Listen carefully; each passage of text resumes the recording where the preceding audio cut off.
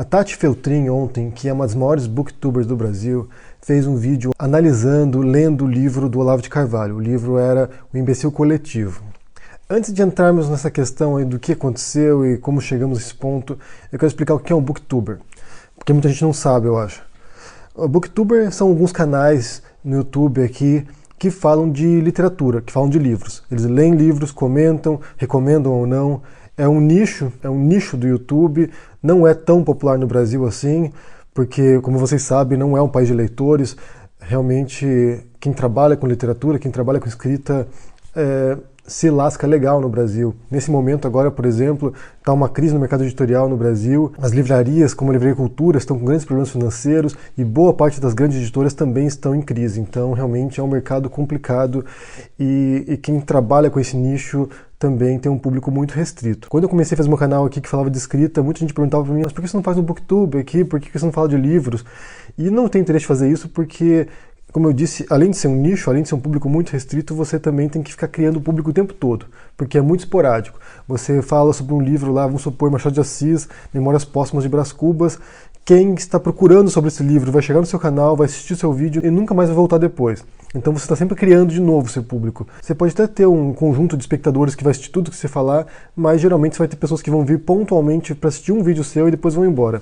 E eu falo isso por experiência própria, porque durante um bom tempo eu mantive um blog de viagens e falando de viagens para o mundo inteiro, para Nova York e para outros países também. E acontecia exatamente a mesma coisa. Você tinha lá dicas de Nova York, a pessoa ia lá, lia todas as suas dicas de Nova York, viajava e nunca mais voltava. Então era sempre criando o público de novo. E isso é muito chato. Isso é muito chato porque você parece que nunca sai do lugar. Nos moldes como eu faço agora, você tem pessoas que vêm sempre assistir os vídeos aqui, que querem acompanhar o desenvolvimento das opiniões, do que está acontecendo. Então, para mim, nesse momento, o modelo funciona melhor do que um booktuber, por exemplo. Mas pra mim, tem gente que gosta de fazer esse modelo também e tudo bem. Então a Tati Feltrin é uma booktuber e ela é uma das maiores, era uma das mais respeitadas até uns dias atrás, mas isso mudou quando as pessoas descobriram que a Tati Feltrin seguia nas redes sociais a Ana Campanholo.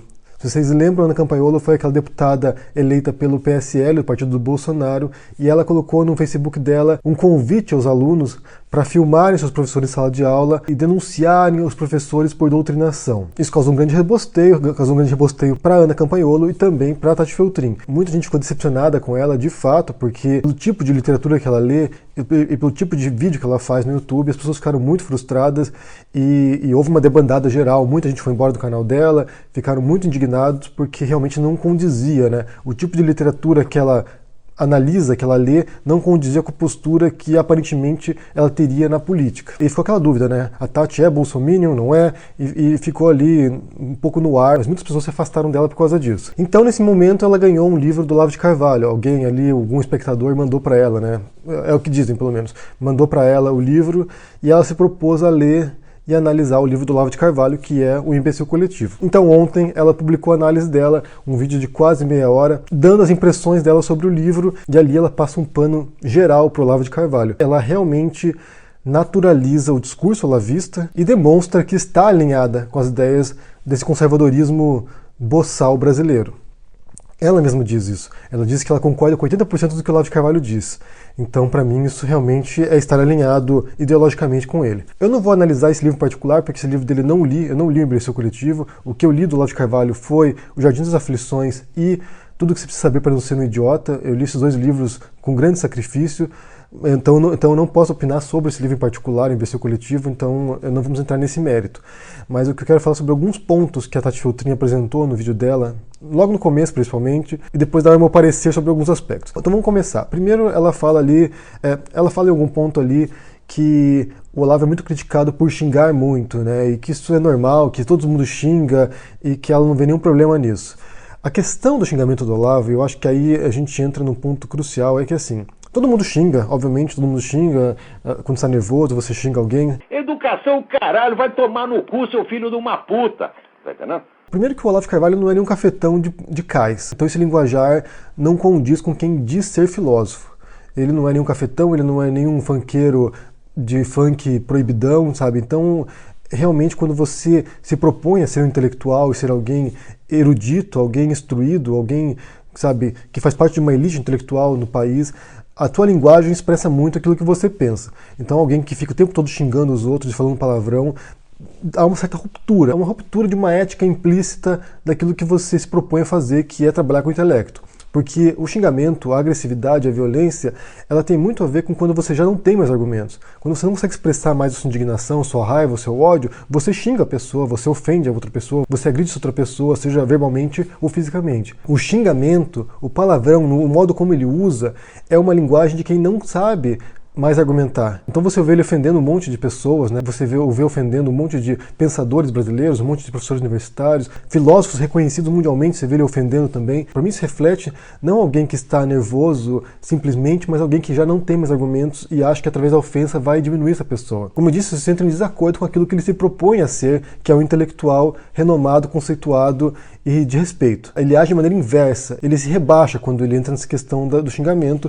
E além disso, outra coisa também que você tem que ter em mente, que injúria, você xingar uma outra pessoa, como ele faz constantemente, isso é um crime. Isso é um crime pelo Código Penal brasileiro. Ao fazer isso, Tati Feltrin está passando pano para um crime também, que é da injúria, de você xingar o outro, de você ofender o outro, caluniar outras pessoas.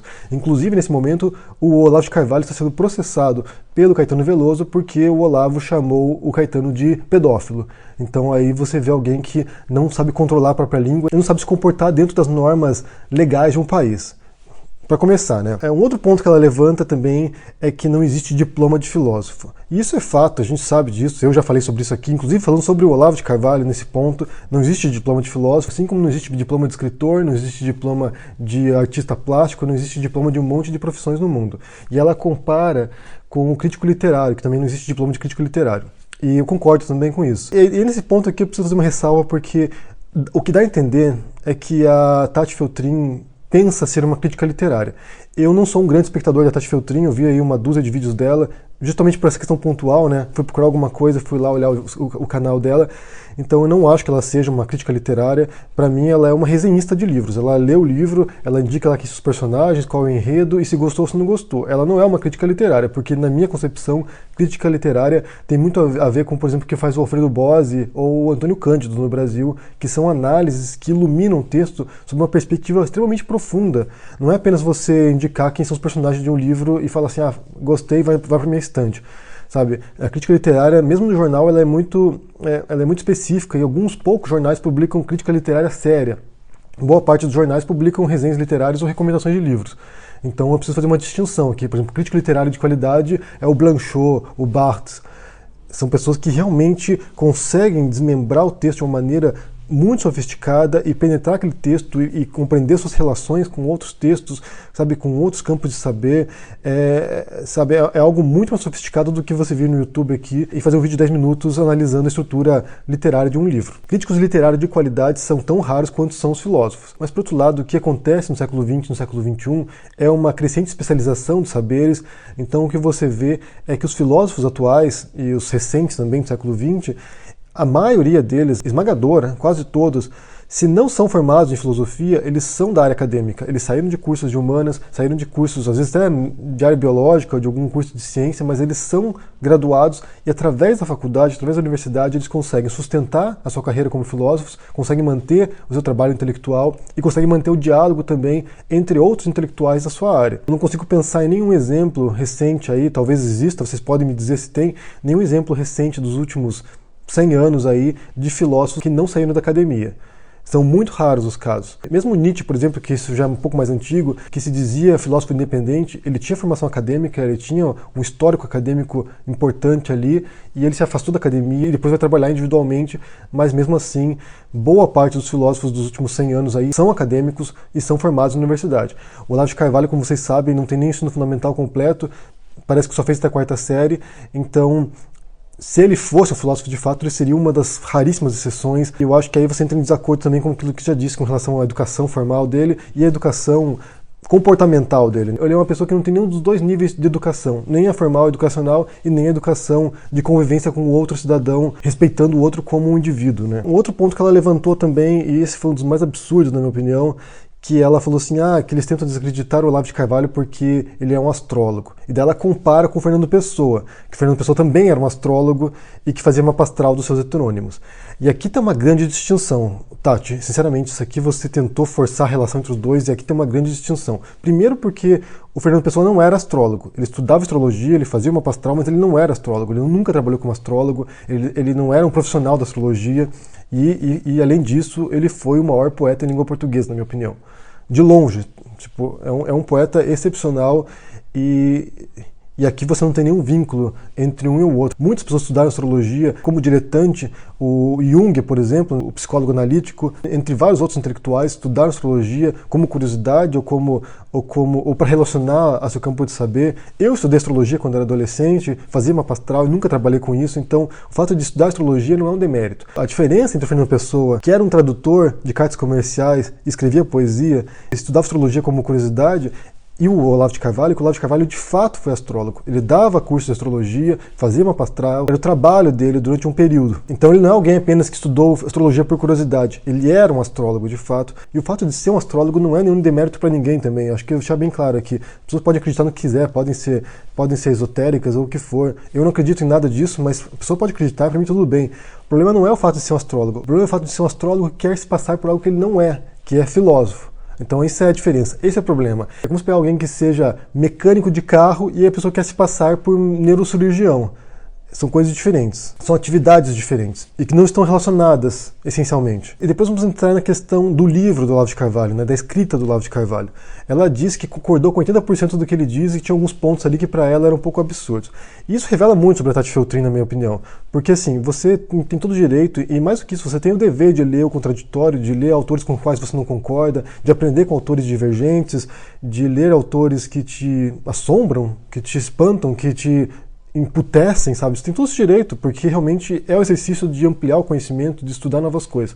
Mas o fato de ela dizer que concorda com 80% do que o Olavo de Carvalho diz, e como eu disse, eu não conheço essa obra em particular, mas conheço outras obras dele e vi muitos vídeos dele também na internet, é que a essência da mensagem do Olavo de Carvalho tem a ver com uma guerra cultural. Então, para o Olavo de Carvalho e para muitos outros desses neoconservadores ou paleoconservadores, como há nos Estados Unidos, é que existe uma guerra entre o bem e o mal.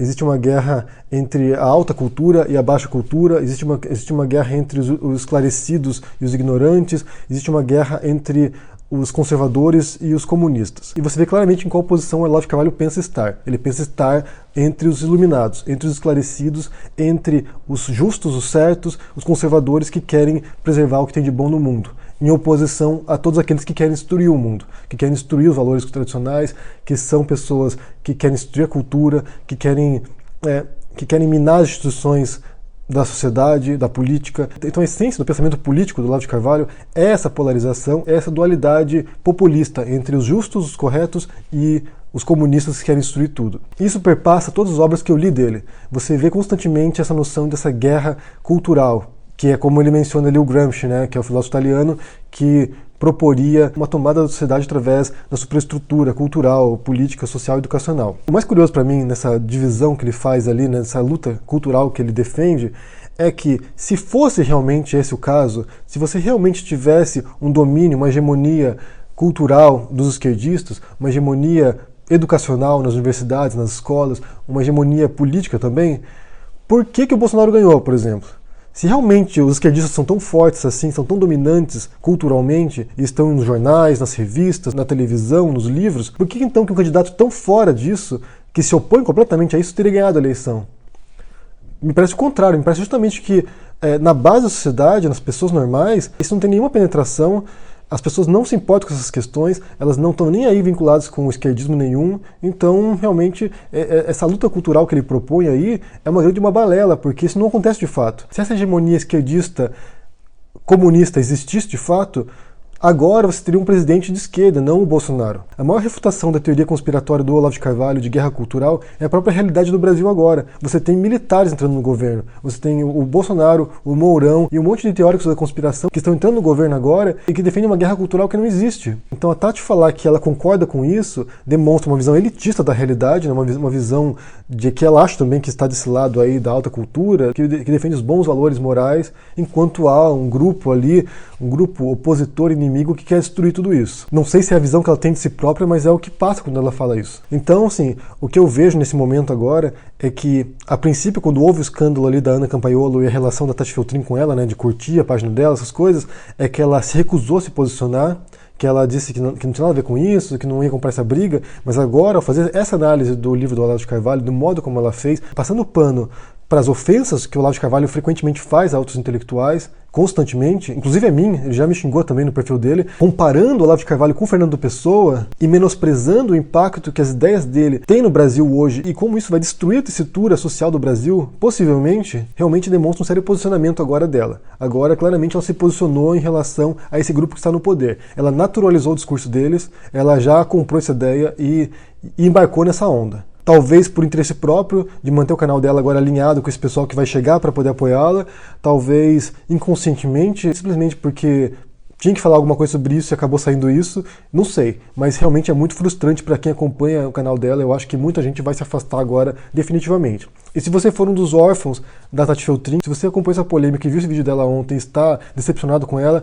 eu vou recomendar um outro canal que é da Isa, que se chama Ler Antes de Morrer, que tem uma visão muito mais progressista da realidade e que realmente se posicionou contra o Bolsonaro durante a eleição, que realmente comprou essa briga. Se você quer um posicionamento claro e sem qualquer dúvida, vá lá acompanhar o canal dela agora, porque tem bons materiais também lá, tem bons vídeos, boas análises e uma boa leitura também. Então vai lá acompanhar o canal da Isa, que se chama Ler Antes de Morrer, se você gosta desse nicho, né, de booktubers. A minha visão sobre tudo isso é que a gente não pode naturalizar esse discurso, nem do Olavo de Carvalho, nem do Bolsonaro, nem do Nando Moura, nem do Bernardo Kister, nem do Diego Rox. A gente tem que mostrar como esse discurso deles é altamente divisivo, altamente destrutivo em termos sociais e como propõe uma revisão da história, uma revisão dos conceitos, e um grande perigo, de fato, para professores, para intelectuais, para artistas, para militantes de esquerda, para quem quer que se oponha a esse governo.